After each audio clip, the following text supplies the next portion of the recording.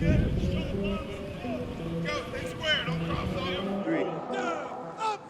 knew I definitely belonged there, like from day one when I got there, started doing composition drills. I knew I definitely belonged. I definitely knew that I can definitely play as a freshman.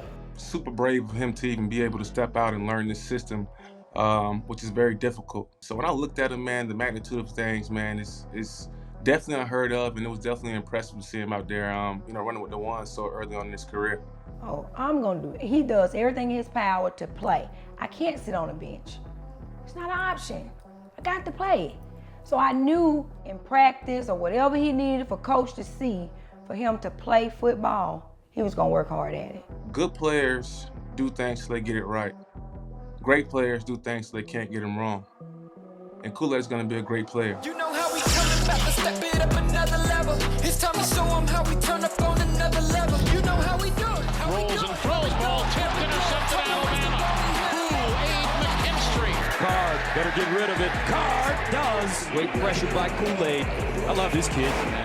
And he's not really a rah-rah guy until you piss him off. And when he gets going, man, it's hard to keep him quiet. He definitely creates the energy on the field, and it shows.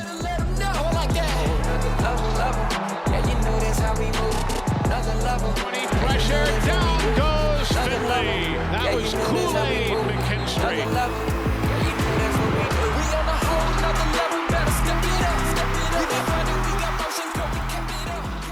He was a little bit ahead of some guys, just very cerebral as far as understanding offenses as a cornerback.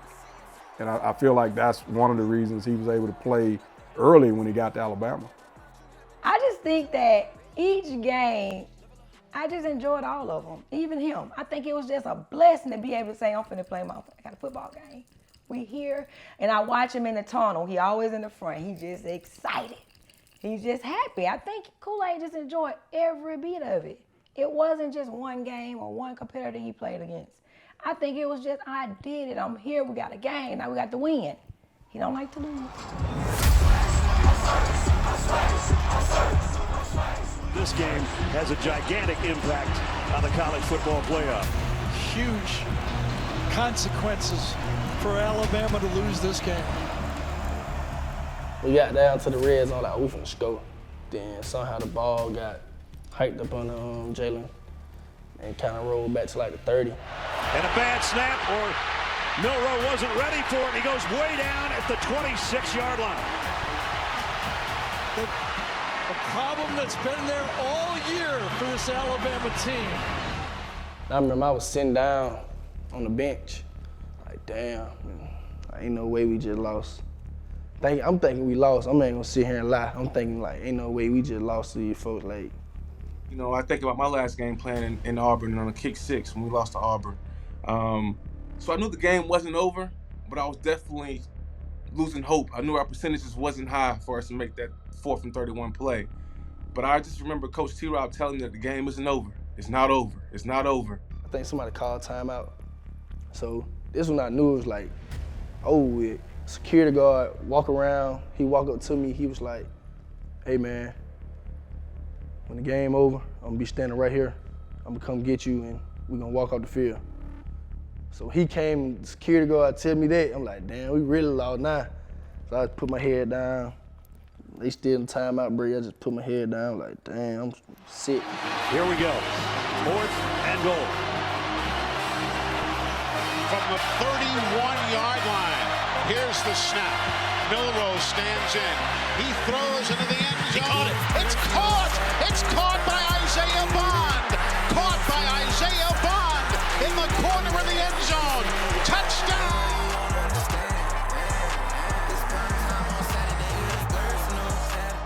Ain't no way.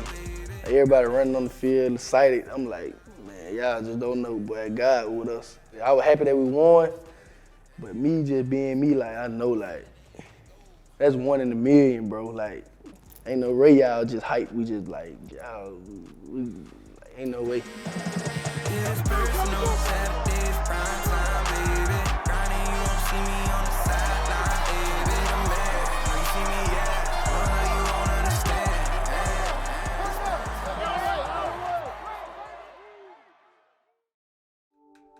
Breaking news from Chris Lowe at this moment. Nick Saban is retiring. And this marks the end of one of the most dominant eras in college football history. Maybe the last. I just woke up and had a lot of missed calls, and I was like, wow, these folks calling me from Alabama. Like, what's going on? And I called my little brother back first. He told me Coach was retiring. So I just had hung up on him, and as soon as I went straight to Instagram, and it was all over Instagram. So I was like, dang, I can't believe that. Up until this time, I didn't know that he was going to retire. You know, we were in the meeting interviewing the special teams coach, and he's hard down saying, like, I don't like this guy, or, you know, or I liked him. And, I mean, and to go on the meeting at 5 o'clock and, you know, him, you know, put it all on the table, man, it was bittersweet. I wish things would have truly just went different, just like the whole year, you know. Just wish things went a different way, just knowing. Like, if I would have knew that was being Coach Saban year, not saying us as a guys would have played, not saying the season would have still went the same way, I just feel like it ended weird for Coach. If I knew it, I would wish we would have just won a natty for him and let him go out like that. You think about all the kids he's impacted over the years, you know, how much time he has sacrificed away from his family, away from the things he wants to do to help build and mold a young man, not only to be great players, but, you know, great people, great fathers, great husbands, great, you know, mentors and leaders. I mean, what else more can he do? I'm happy for him, and he helped me, you know, change my family's history, helped me start my legacy as I grow as an individual. So just being able to not only play for him, but work up under him, man, it was a blessing for him to bring me on board. Having the bond that we had, that we shared together was very amazing. Just being able to ask him anything, whether it was about life or football or a Pacific play or anything. Just knowing I messed up and just knowing I can go talk to him without, whether he snap on me or whether he's nice, whether he just make a joke about it, whatever, just knowing no matter what, I can go ask him a question and he gonna always give me the answer, no matter how he deliver it. Just the bond that we had, I was very grateful for just to have with Coach Saban.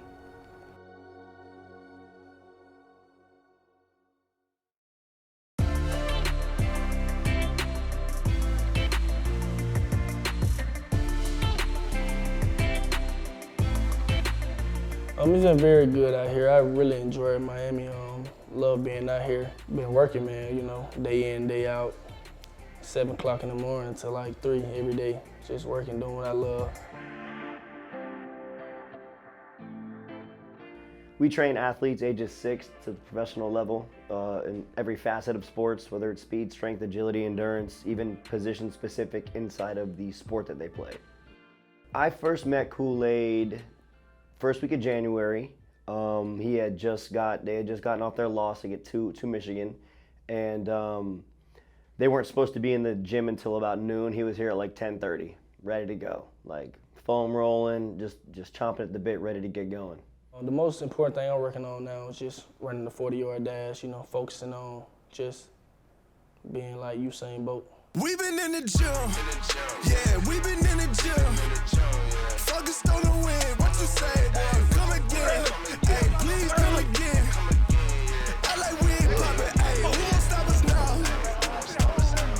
Who won't stop us now? Who won't stop us now? You know, he's a fast guy. He's one of those guys that will be running at 23 plus miles an hour. You gon' need a bird to watch us, boy, that's where you The vibes we got get blocked, approaches rock with them dudes. Got majors ambitions, we ain't going for birdie. Legends in the making, dog, you watching 30 for 30. I keep a prayer for the fake. He's one of one. He is the type of competitor that he'll only work well with people if those people are trying hard. Those people are giving great effort. And you can see if he's in a group setting ever, he's looking for the people that are working the hardest. He's looking for the people that are trying the hardest or that are in the lead, and he wants to work with them or alongside of them. While working out, I'm very close with Bucky. We push each other. We got our own type of lingo that we talk to each other with that kind of just help us get through the workout and help us push through hard times in the workout and just trying to bring out the best in each other. Yeah, bro. When Coach happy, we happy. When Coach happy, we perform high level. I got Jordan. He's the most confident person in the room. He's actually really funny too. He's one of the funniest guys that I've been around. Just whether it's witty jokes or impressions, whatever it is, But his confidence in everything that he does that's probably the biggest trait that I've seen from him these last 2 months. How I push my buggy around Publix. Oh, you call it a buggy? Yeah. Is that a shopping cart? No, that's a buggy. Buggy works. Hey, this a buggy or a shopping cart? This a buggy. This is a buggy. This a buggy. Kool-Aid, go get a shopping cart. Your child can fall out of the cart and suffer serious. Kool-Aid, go get me a shopping cart. No, she was like, go get that damn bucket. You know, I mean, everyone knows that he can play football. Everyone knows that he can play press man. You know, but what is he gonna do if he has to run somebody down or track somebody, in a zone and have to, go chase somebody? He's got the speed. What's your hope for Kool-Aid as the combine approaches? My hope for Kool-Aid is that he runs really fast. That he runs really, really fast.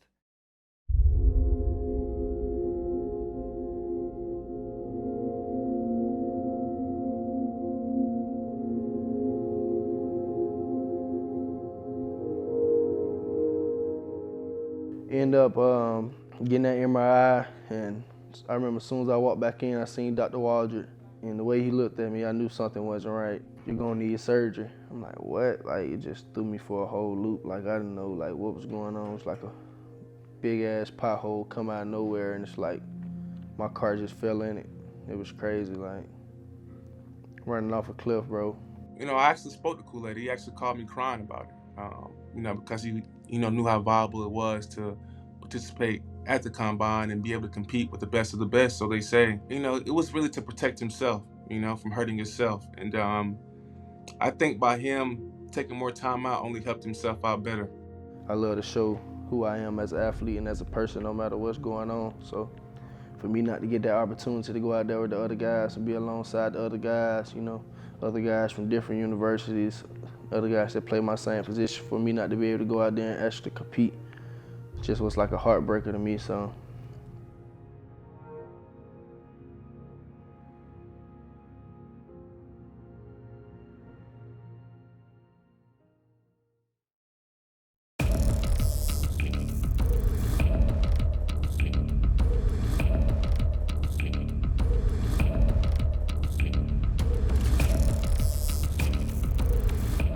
I was very eager to get out there and, just to show what I got, because I didn't get that chance to show what I had at the combine, and just being able to find that fracture in my foot, I still wanted to show guys that no matter what's going on with me, no matter the circumstances, I still can perform at a high level no matter what I'm dealing with. The last couple of days, I started to finally feel what they was talking about, but that didn't stop me from doing what I wanted to do at the pro day. Yeah, I started to feel it like my last couple of days of training. But just put my head down. This is what I do. That little pain I ain't never stopped nothing. Give me the money, done talking. Give me the money, yeah, my dog barking. Give me the money, done talking. Give me the money, give me the money. Hey, I check it's fine. 1S, 2 lines, that is the dollar sign. Hey, I check it's fine. 1S, 2 lines, that is the dollar sign. I'm a land, this is insane. It had no sugar coating, man, play no. I like a blender. Still being able to put up those numbers just show the athlete I am, how fast I really am, so, and how I can move regardless of my foot hurting or not. So, a lot of scouts wanted to see him run, and he came out here running 4.4, and scouts said, that's all I wanted to see anyways, So I think by him doing that with a broken foot, like Julio Jones did back in the days, it only shows who you are as an individual and how committed you are to this game and how much you really love football. As being your teammate, you pushing me pushing you. Yes, sir. And the media tries to take the narrative that we paired up against each other. Yeah. But we really brothers. How you feel about that? Man, like I just told him, bro, you my brother, man. I love you to death like my mom had you, man. That's a different type of love, so for real. I don't know why, people try to do that, but we brothers, man. Okay, then. Terry, and why should people draft Kool-Aid? Hey, man, people should draft Kool-Aid #1. Most people don't know this about him, but it's kind of getting out. The guy's a smart football player. He knows the game. And more importantly, he's a better individual. Like, he wears the chains. We know him as flashy. But one thing about him, the guy really works and loves the game. I had a scout ask me, what is the difference between Terrion and Kool-Aid? Well, Kool-Aid is a press man cover guy. He's going to get up and do his job over and over again.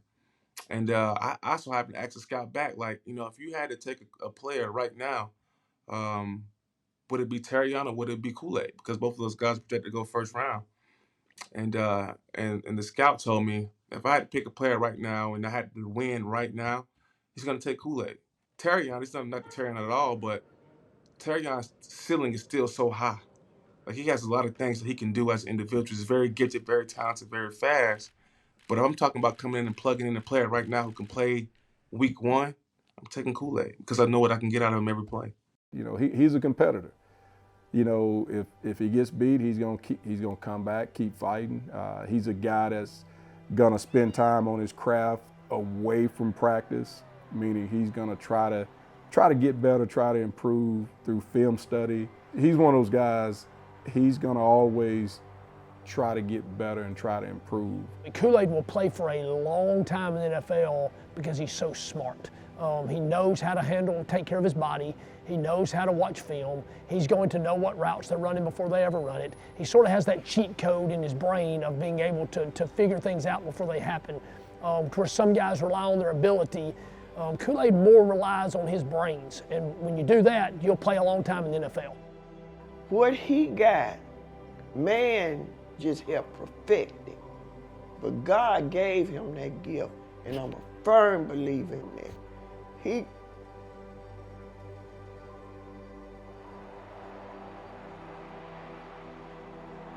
In this world and in this day and time, a lot of kids have the same privileges as he got, but they chose a different path. And he got it. He got it. He could have been doing anything, but he got it. And I'm so thankful to God that he got it. I don't know any other way to explain it, but God gave it to him. Whatever happens in April, on that Thursday, it's going to happen. I just put it in God's hand, and everything that happens for me is in God's will. So, God already knows what's going to happen. He already knew what was going to happen before they even told me that my foot was broke. He even already knew my foot was fractured before we knew. So I just put everything in his hands, man. I don't try to think about this hurt this help this do that. I just control what I can control and, just do whatever that's in my power. Anything else that's out of my reach, out of my power, I just let God handle it.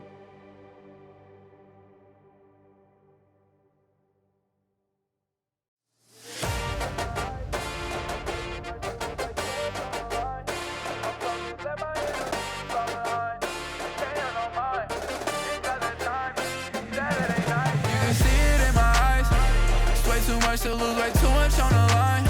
I'm focused, let my enemies fall behind. Can't no mind, it's about that time. Saturday night, yeah, see it in my eyes. It's way too much to lose way too much on the line. I'm focused, let my enemies